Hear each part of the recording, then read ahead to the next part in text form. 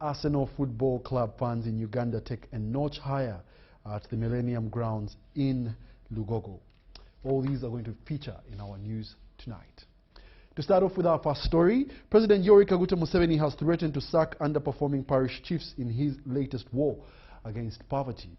He has instructed members of parliament to work with parish chiefs and fight against poverty at household level, and also MPs should report parish chiefs who don't comply. President Yoweri Kaguta Museveni was speaking during the NRM parliamentary caucus at State House Entebbe that endorsed Jacob Oboth as Speaker and Thomas Tayewa as his deputy.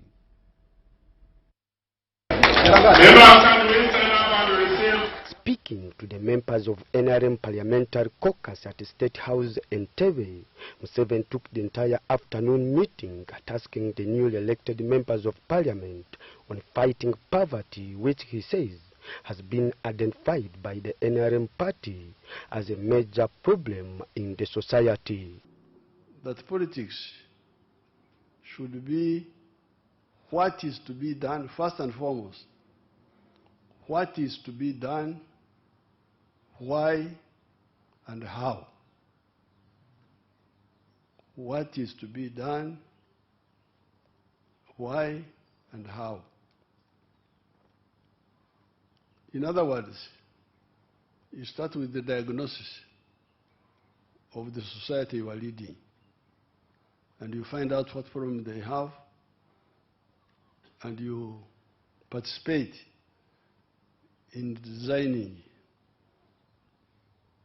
a cure, diagnosis and treatment.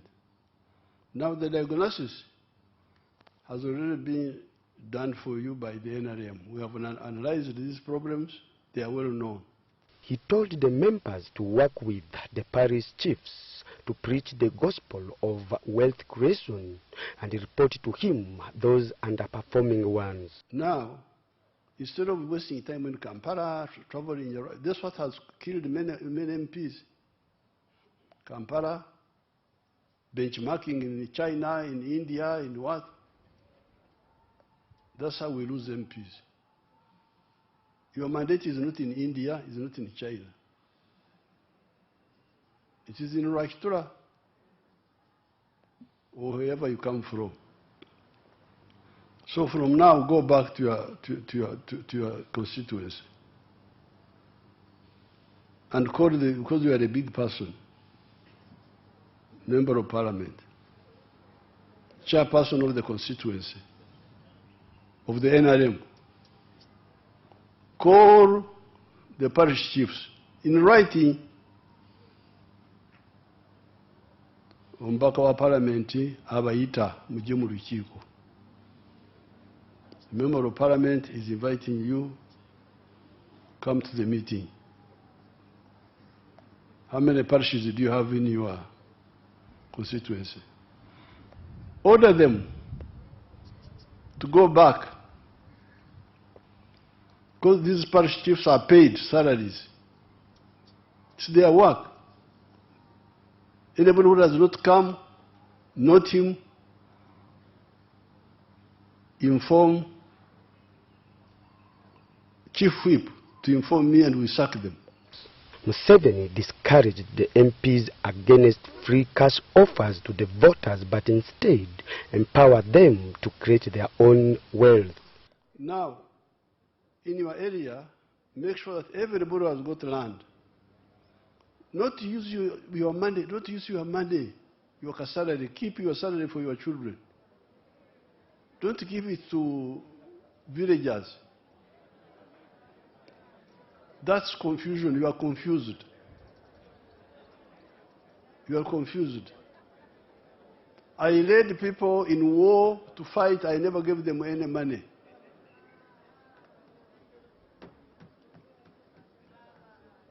They were sacrificing themselves. I would say, let's go and fight and die, and they will follow me. So don't tell me those stories. I don't. It is you who don't listen. Tell them that I have no money to give you, but there's government money. In each parish, let's look for that money.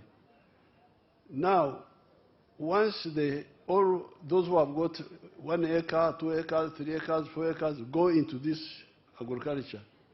The president also warned legislators against borrowing from commercial banks that leaves them heavily indebted, hence making them not to concentrate on their duties.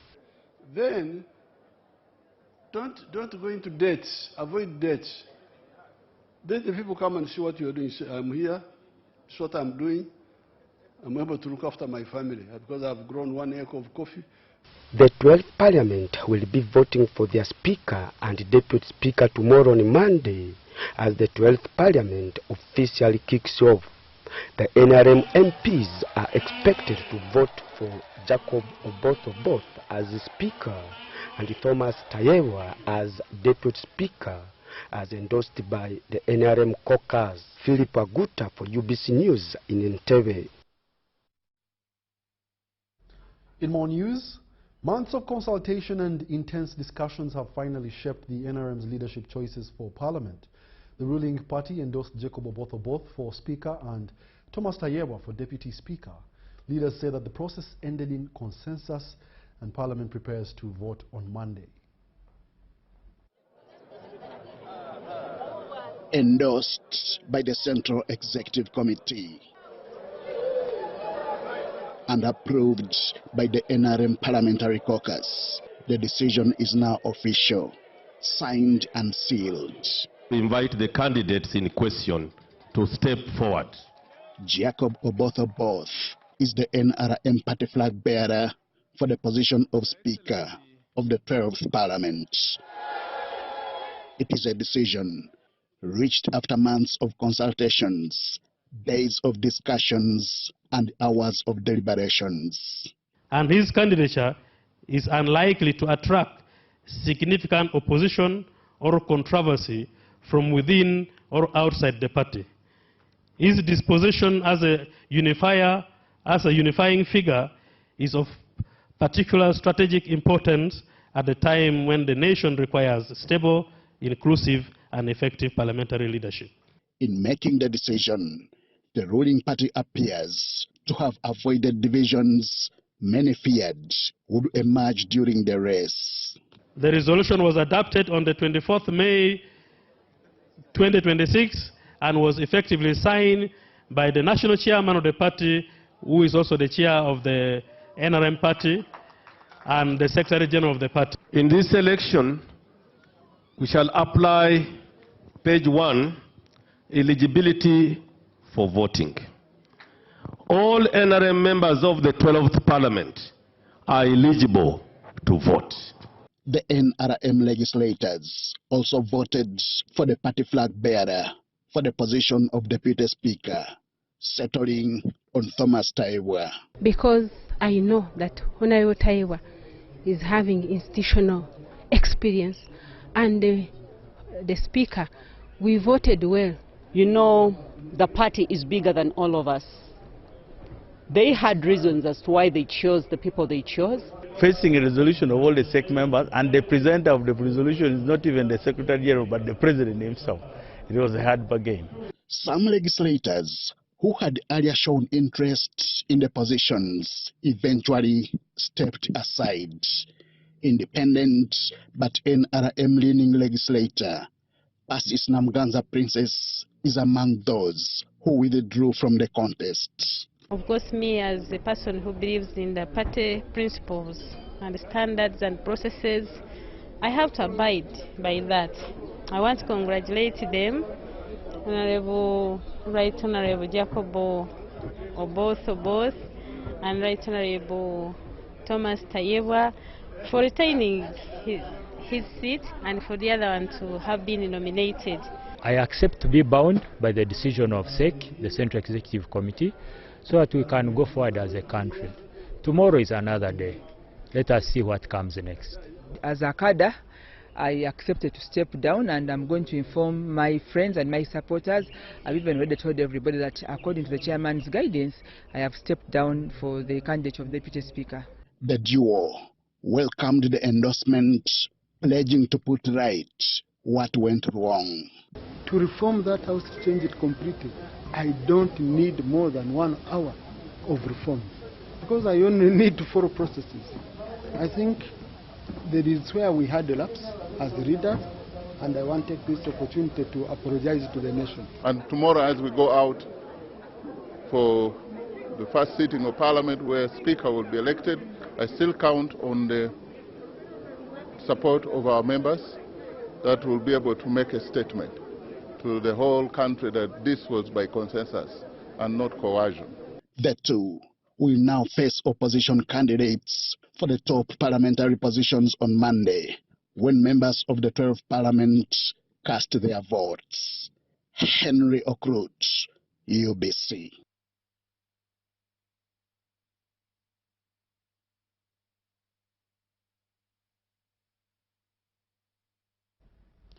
Uganda's ambassador to Ethiopia and permanent representative to the African Union, Rebecca Amuge Otengo, has led Uganda's delegation at the 87th Ordinary Session of the African Commission on Human and People's Rights held in Banjul, Gambia. She highlighted Uganda's commitment to democratic governance, human rights and socio-economic transformation. Let's take a look. The 12-member Ugandan delegation was drawn from various ministries, departments and agencies. While presenting Uganda's national reports, Ambassador Otengo highlighted the country's commitment to democratic governance, human rights and socio-economic transformation. The allocation has improved to about $3.393 million. Your Excellency Chair, Uganda recognizes that human rights are interconnected and indivisible. And therefore, the promotion of human rights cannot be separated from the socio-economic transformation. On Uganda's recent general elections, the ambassador appreciated the solidarity and support extended by the African Union leadership and member states, emphasizing the government's focus on politics of interest rather than identity. Your Excellency Chair, Uganda successfully concluded its general elections in the period between January and February 2026 in a peaceful and orderly manner and in accordance with the prevailing law of our country. Government continues to emphasize to its citizens the importance of the politics of interest rather than the politics of identity. Within the multi-party dispensation, 12 political parties took part in the general elections and at various positions, beginning from the presidential, parliamentary, local level, and also including elections of special interest groups. These are the youth, the women, persons with disabilities, the workers, and the elderly. The delegation also responded to concerns raised during the session, including questions regarding Uganda's position on receiving migrants from the US through a bilateral agreement with the US on the third country nationals. At the presidential level, His Excellency President Yoweri Kaguta Museveni of the National Resistance Movement won with a decisive victory of 71.65, beating other 7 presidential contestants. The President was inaugurated on 12 May 2026, and we appreciate the presence of the Chair of the African Union Commission, the heads of state and government, former heads of state and government. She also talked efforts by Uganda to combat gender-based violence and progress in socio-economic transformation. In 2024, national census results indicated that 81.1% of households in Uganda can now access clean and safe water. Uganda remains committed to protection of persons in vulnerable situations, including the refugees, older persons, women and children, persons with disability, and we are undertaking targeted initiatives to improve the rights of these people. Uganda continues to pursue one of the most progressive refugee policy globally, and now we are providing homes to 1.9 million refugees that we host in our country. Ambassador Otengo further outlined several government interventions aimed at improving livelihoods, promoting inclusiveness, and strengthening service delivery across the country. We are contributing to the access to credit, job creation, economic resilience, and improved livelihood amongst the vulnerable population. In the past 4 years, Uganda has economically impacted 3.3 million households through the parish development model, and we have invested over $1 billion US. The poverty rate has gone to half from 24% in 2011 to 16% in 2024. She also confirmed that Uganda recommends African solidarity and collective effort and action in addressing emerging challenges like climate change, youth unemployment, food insecurity, terrorism, cyber threat, and transnational crimes.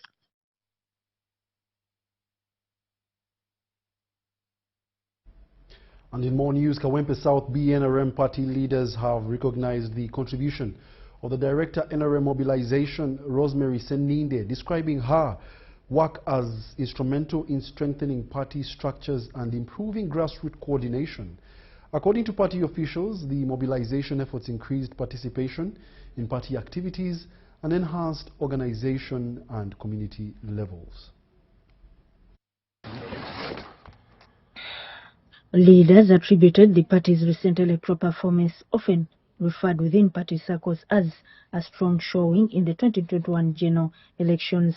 We are here at the residence of Dr. Seninde Rosemary to thank her for the great work of mobilization she did in this last concluded election, whereby the president managed to score to gun down 71% of the votes, which was last seen in 1996.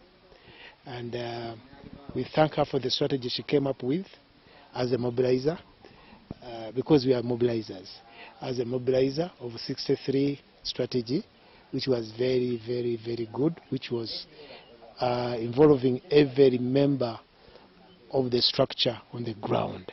To improved mobilization, Seninde is reported to have joined party leaders on a field visit to one of the demonstration agriculture projects associated with her community empowerment initiatives.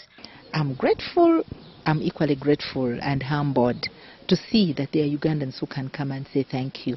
There are many times we always just see on social media being abused, you know, given names, making you, people saying you have eaten this, you have eaten that, you have stolen this, you have stolen that, and yet you are giving a good service. So sometimes that breaks a leader. During the visit, leaders toured a poultry farming setup where discussions focused on small-scale agriculture as a tool for household income generation and poverty reduction. Seninde encouraged participants to embrace agriculture and other income-generating activities, noting that grassroots economic empowerment remains central to the NRM's development agenda. I would like to pledge to my party, to my president, and to my people that I'm going to do everything it takes under the sun, with the help of the Almighty God, to do my work with a lot of commitment, with loyalty, with commitment. I will sacrifice my life to serve my party. I will sacrifice my life to serve my president and to serve my people. She also engaged with local leaders on strengthening mindset change and promoting self-reliance among communities through practical development programs. For EBC News, I am Sudat Kaye. A government-run innovation program aimed at turning students' projects into income-generating ventures is changing lives, with officials saying that the goal is to help learners convert classroom ideas into real opportunities after graduation. Out of 50 projects evaluated, 25 were selected for training and mentorship, and 10 made it to the final pitch stage, where 4 teams emerged winners, and organizers stressed that all 25 participants are considered successful for advancing through the pipeline. This was during the closing of the Innovation Bootcamp by the Uganda Institute of Information and Communication Technology at the ICT Hub in Nakawa. The Uganda Institute of Information and Communications Technology, UICT's Bootcamp, is turning student projects into market-ready solutions. The 3-day bootcamp had 27 student innovation teams for hands-on training and mentorship. The theme, transforming student innovations into market-ready solutions for national development. The bootcamp connected students with mentors and industry experts to commercialize their academic projects. We are looking at startups, we are looking at patents, we are looking at commercializations, and what we are doing is how can we support our students to produce these market-ready solutions that they're able to make money from. And the government has committed quite a lot of money on this through the science, technology and innovation to support many of these, those that are transitioning to industry. The senior consultant, research and innovation at UICT, Savio Mwaka, says the initiative will strengthen collaboration between students, faculty and industry and position UICT as a leading center for innovation-driven technical and vocational education plus competence-based training. They've actually put in a lot of effort. But our challenge in terms of our youth, we think that we are going to use the Luseke syndrome, whereby you're going to just be given money. It does not work like that. And that's what we are telling our students. We are telling them to wake up to the real world. The world is harsh to those who don't push for opportunity. The project sponsor, Ivan Karugaba, has stated that the program aligns Uganda's national priorities under codenamed ATMS, which is agro-industrialization, tourism development, mineral development, and science, technology, and innovation. Young people innovating around electronics and maybe systems, maybe AI, they all need a certain level of investment in terms of infrastructure, in terms of equipment. So government has actually invested so much in the infrastructure. So when it comes to commercialization, unlike in the past, right now it's a bit easier for an innovator to come up with an idea, have that idea maybe built, prototyped through, let me give an example of Luera Electronics, an example of a value chain or an ecosystem that has been locally done very efficiently has been design and manufacturing of electronics. The bootcamp held at the National Innovation Hub in Nakawa is part of UICT's mandate to drive applied research, entrepreneurship and industry collaboration in Uganda's tech and engineering ecosystem.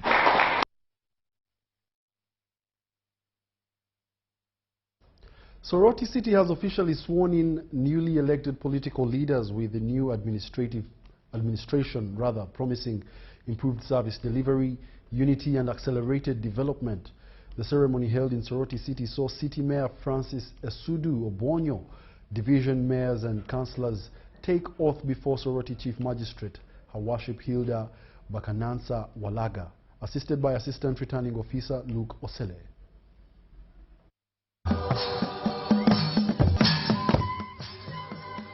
Sixteen leaders, including 15 councillors and the city mayor, were sworn in during the colourful ceremony attended by cultural leaders, district officials and residents.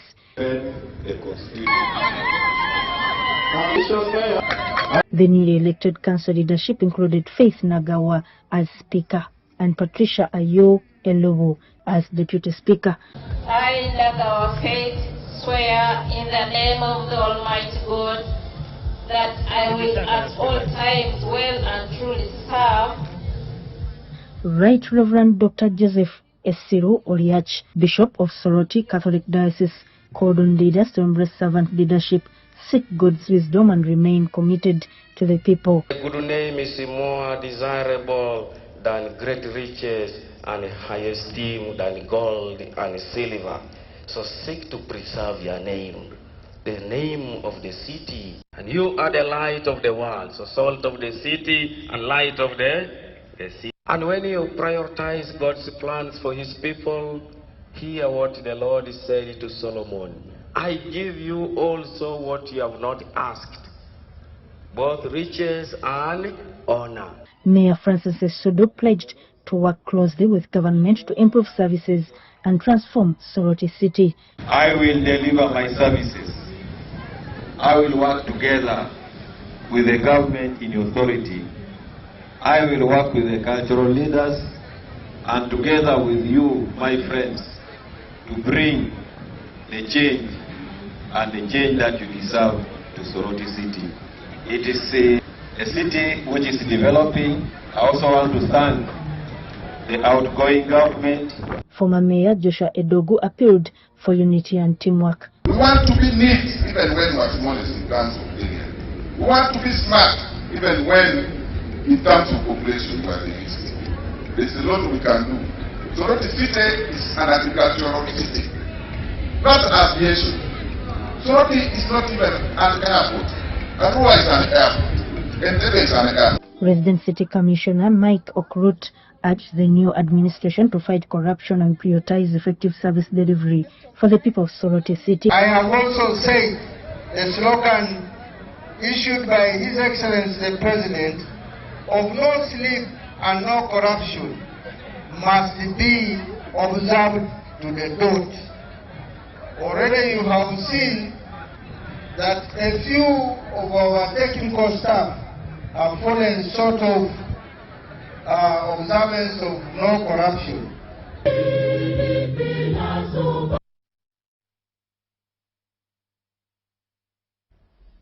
Napak District Chairperson John Paul Codet has called for collective efforts to sustain the current peace and prevent the area from returning to instability.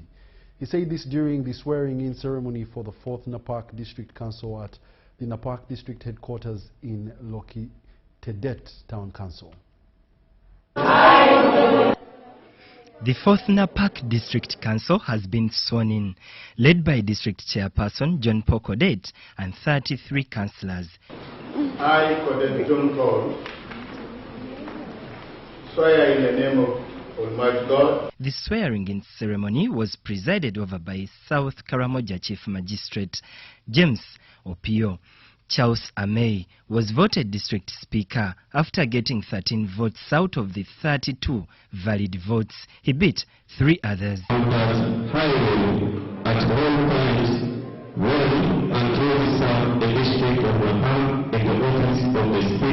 Napak District Administrative Officer Robert Abia Awili handed over the instruments to District Chairperson and the Speaker.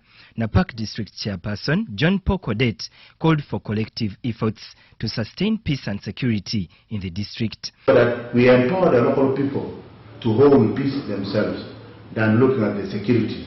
The security only backs them, but we want the people to be at the forefront in the peace building process now in the next 5 years. Codet called upon the government to code a community school in the district to make education more accessible. For one, calling of the 21 primary schools. 2, getting the primary schools. Located requires a primary school, which it does not have. Then getting also the secondary school for located. However, Napak District Chief Administrative Officer Robert Awili Abia decried limited staff in the health and education departments. Below 60%. So it is also our considered opinion and wish that we be able to be supported by the central government to have the necessary provisions of wage to recruit the staff commensurate to the workload that we have on ground. In the last 5 years, Napak District has scored highly in education, getting the first government secondary schools to make 4. The previous council passed a resolution to resettle street children in schools, who are now over 900. The health sector improved with upgrading of Iriri Health Center 3 to 4 and Apeitolim from Health Center 2 to 3 and constructing 2 health center 3s. Relatedly, Maxire was sworn in as the Moroto Municipality Mayor and John Gaston Napakol as the District Speaker. Sire promised to address Western garbage challenges. Garbage collection, I'm going to get rid of the waste, which has been disturbing us in Moroto Municipality. Remember, that is one of the things why we have missed to have a city. Moroto Municipal Town Clerk Richard Ayaru handed over instruments of power but decried lack of council offices. We don't have an office block. Pray that your council prioritizes that with the resources which we are going to get from Minnesota. Benon Mukwaya, Maureen Iga, Karamoja Sub-Region. Stakeholders in Busia district have called on legislators to prioritize service delivery and address the pressing needs of their communities. During a recent stakeholders forum, leaders emphasized that members of parliament focused on improving infrastructure, healthcare, education and other essential services affecting local residents. We have a detailed report. Kwenye kila kitu hapa ulimwengu. What we are looking at now as some years is 1, first thing, number one, is unity. Because immediately after politics, there is that kind of gaps. We want him to exercise unity among the voters, those who voted the different sides, and then among the elder people also. When we begin unity, that's part one. Now we also want to look at, he should look at his manifesto. The manifesto is big, but there are common things which people used to tell us when we are moving. More especially when we go to deep villages. We looked at the infrastructure, it was doing bad. So we pray that when he begins his work, he should look at his manifesto. We single out infrastructure, health. We look at people's household income. Actually, a key problem of our area is the household income. And pledge that I will not disappoint you people. You people have been there for me. I'm a child of the local soil. I know what transpires down on the ground. I know the issues that we go through. Number one is poverty. We are still poor. As Busia, we are still poor. As Buked, we are still very poor. But we are blessed to have a president, His Excellency General Kaguta Museveni, who is preaching the message of socio-economic transformation, the message of living, the subsistence, way of living to a money economy. Meaning, if you are cultivate what you can eat, but reserve for the market also. Sell something. Because you need to balance. To balance your home, you need some money in the pocket. The government is doing whatever it can do to give us enablers of development, like tarmac roads, electricity, water, health facilities. But if you don't have money in the pocket, the tarmac road will not help you. So the message we are going to promote so much in this change and no sleep is a message of moving our people from the subsistence economy to the money economy. Of course.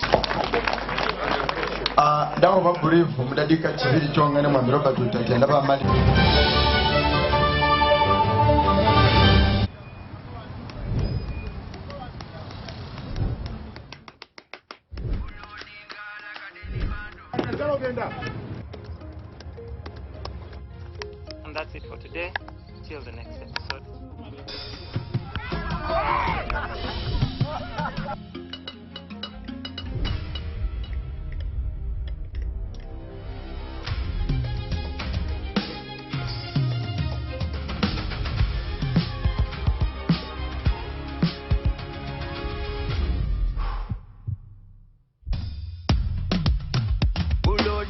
Like a daily bando, like a daily bando, like a daily bando.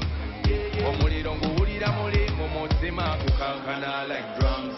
Kalakata, kalakata, enendungo ya kusabula. Mikono tu, pray on fire, pray on fire, pray on fire.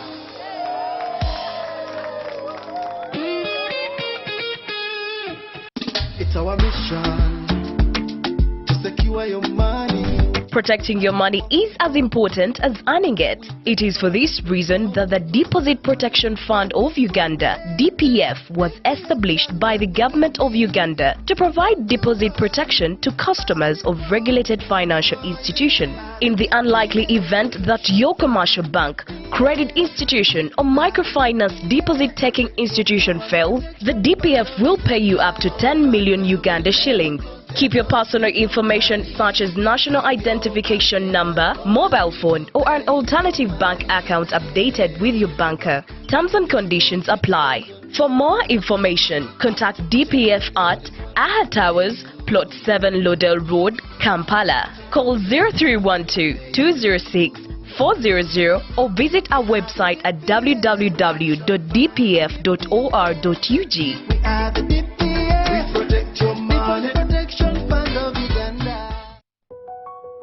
Step into elegance, step into confidence, step into La Vie Boutique.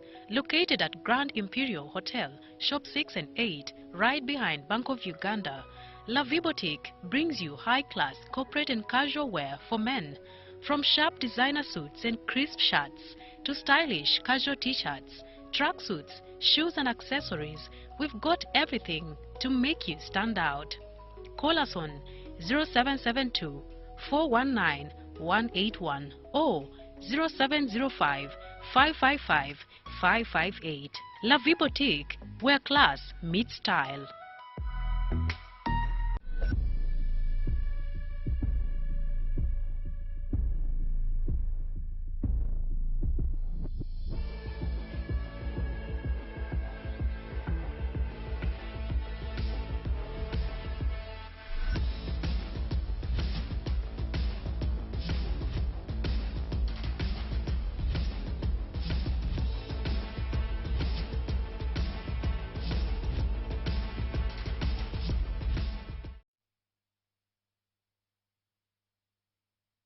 So, Muchara. Yes, Daddy. You know the children are going back to school and things are a bit tight. Huh? For now, why don't you take half of the fees to junior school, and for the school van contribution, we shall pay later. Huh? Daddy, why don't we pay using MTN Momo, where we stand a chance of winning school fees for a whole year and more?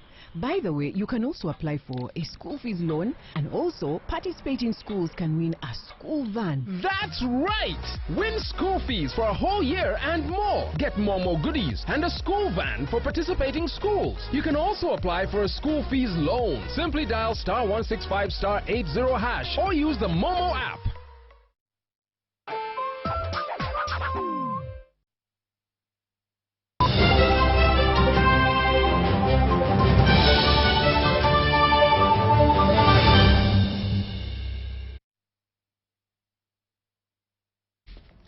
Welcome back. You're still watching the UBC News Tonight, broadcasting live from Nile Avenue. In more news, the chairperson of Bubale sub-county in Barara district, Perez Kaberevere, has highlighted the lack of safe and clean water and rising insecurity as key challenges affecting the area. He raised the concerns during the swearing-in ceremony of the newly elected sub-county council leaders held at Bubare headquarters. More details in this report.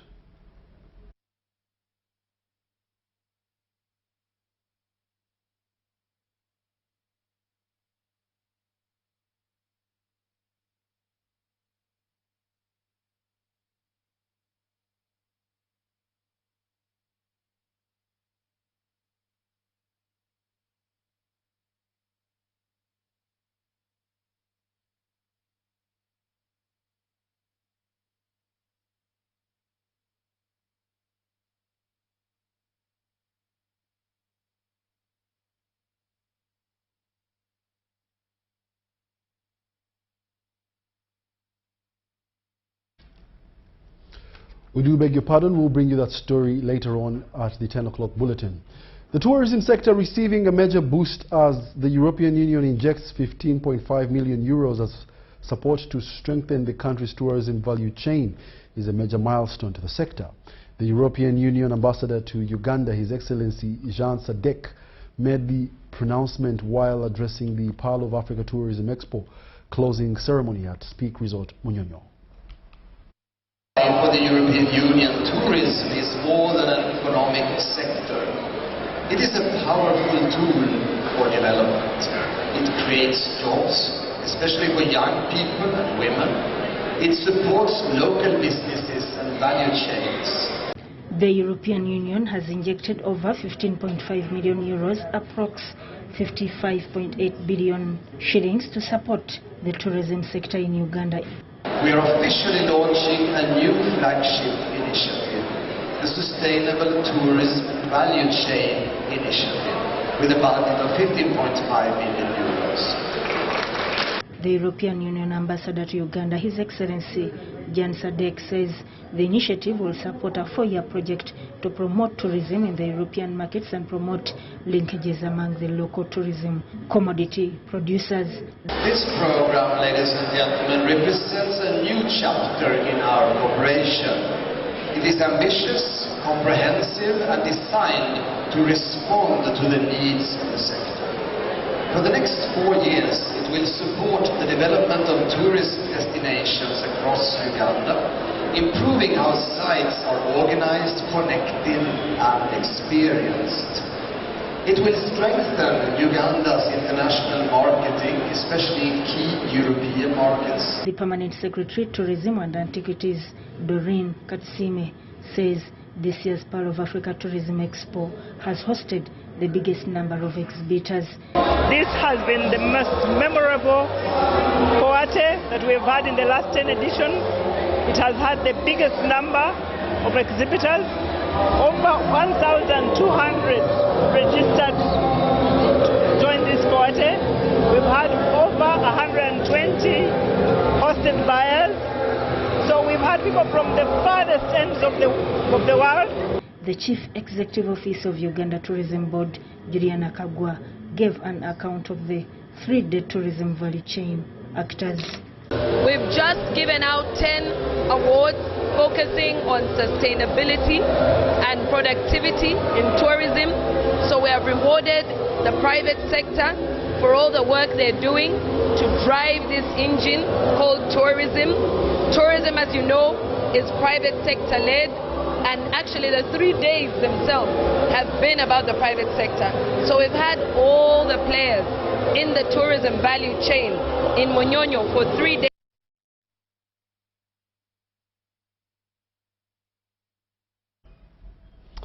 Uganda's gospel music industry will gain more continental and global recognition through supporting upcoming artists with the intervention of Victoria Gospel Academy.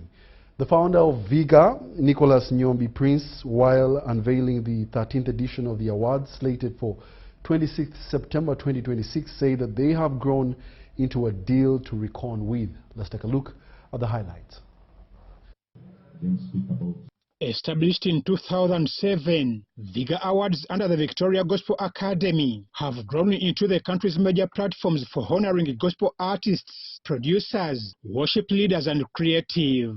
The VIGA Music Awards have evolved and returned for the 13th edition. Beauty of having such an award ceremony is that, first of all, whenever you work expecting a reward, it motivates the artists to work better. And then the beneficiaries, who are the consumers, always are motivated towards receiving better music because the artists are working harder. Victoria Gospel Academy Awards promote faith-inspired music, Christian values and positive social impact. The 13th edition will feature 18 categories, including choir, traditional music and local Christian movies. This year they have brought so many programs on board, as it was discussed in the press conference. So I think it's quite special because it's different. It's not only gospel, they incorporated so many things. They go green, they put all this about community, inclusive of everything. During the launch of the 13th edition, the founder Nicholas Nyombi Prince said they will expand beyond music through the Harmony 360 initiative to highlight social, civic and environmental impact. Harmony 360 is an initiative that promotes self-discovery, love of country and the planet. And we are telling gospel artists, please think about things beyond spirituality.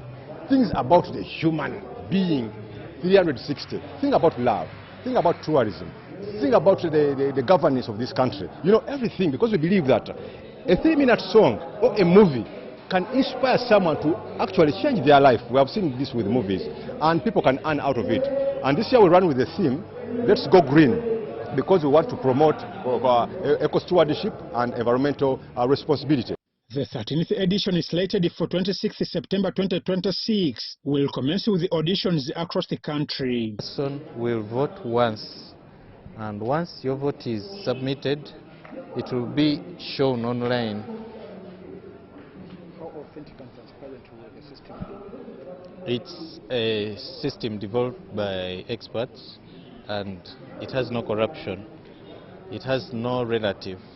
So whether someone votes, that IP, that phone or email will vote once. But it seems the gospel music hasn't received enough media support in Uganda. Mostly the media stations that are not Christian-based, they don't have airplay. And what we call upon also these other media stations to come and support the gospel artists, because gospel creatives, they have good music they listen to their house, they listen when they are going through a hard time, but they don't usually play it on their TVs. So of course we thank UBC, because UBC usually plays our music, but some other stations, they don't. So far, over 500 awards have been given out since 2007. I'm Evanjuko for UBC.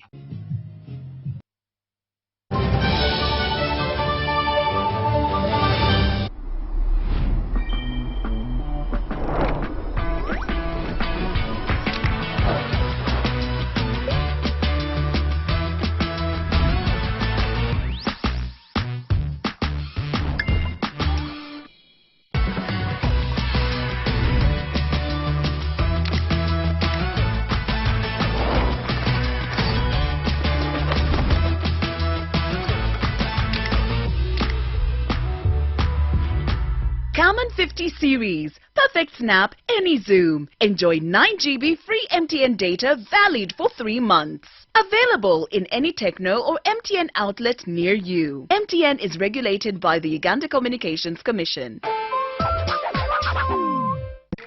In a fast-moving world, why are we still stuck with paperwork? Signing here, stamping there, moving from office to office. It's exhausting. Now, there's a better way. With UGPass, you can securely prove your identity, sign documents, and access government services anytime, anywhere. No delays, no stress. Everything is instant, safe, secure, and government-backed. UGPass, your identity secured. Available in the Apple App Store and Google Play Store. UGPass is a product of Nita Uganda. Are you looking for a home away from home? Then this is the place for you. My name is Chini Kaji, and welcome to Hotel Le Confidential. With 84 comfortable rooms where you can relax and feel safe. Each room has a lovely view of green vegetation, Wi-Fi, air conditioning, and a tasty breakfast. Children can have fun at our kids' water park and our kids' play area. You can also enjoy our world-class health club, spa, sauna, gym, boutique, and sky blue swimming pool. Thank you for choosing Hotel Le Confidential, where every stay is unforgettable. Come and stay in comfort, right at home, today, tomorrow, and always.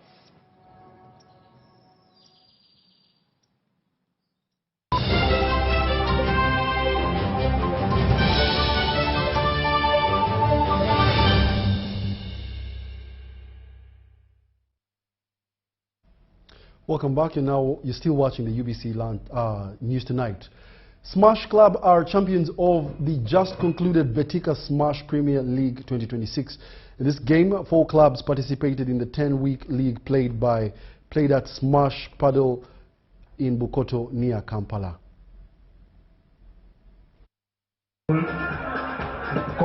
The first Betika Smash Premier League in Uganda has concluded with Smash Devils becoming the champions and awarded the trophy and 5 million shillings cash. In the 10-week Betika Smash Premier League played at Smash Paddle in Bukoto near Kampala. 4 clubs participated: Smash Devils, Smash Blues, Smash Gunners and Smash Reds. The founder of Smash Paddle in Bukoto, Kampala, Dashiell Kanal Shah, says each club participated in the league and had 15 players battling it out over 9 exciting games, weeks earning points like in the English Premier League. It has fundamentals that will help you come into the sport. The marketing lead Betika Uganda, Desire Kanduhura, revealed that in partnership with other developmental partners, felt Ugandans needed experience in this incredible sport. Before everyone picks up on them, right? And we take this opportunity to actually come and support all sports. Some players hailed the game.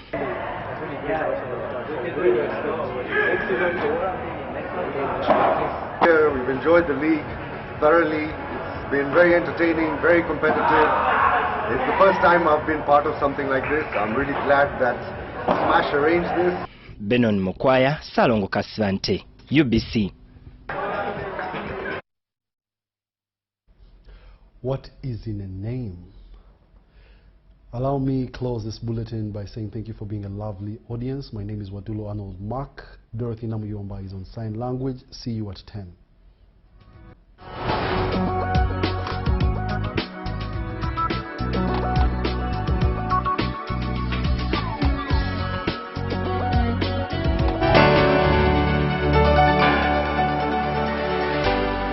UBC, inspiring Uganda.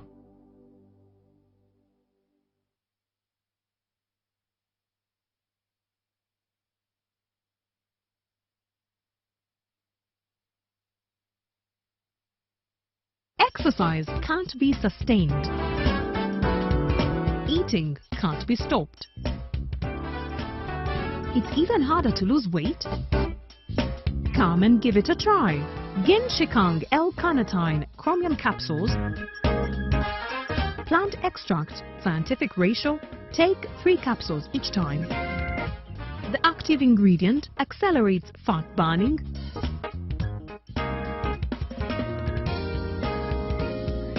eat twice a day, don't take a detour. Weight loss starts now.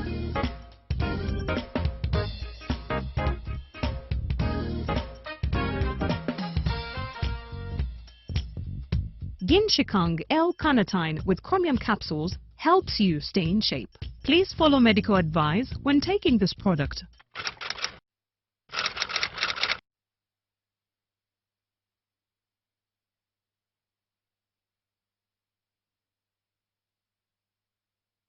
I know what Uganda needs. When General Caleb Akantwanaho retired, Salim Saleh presented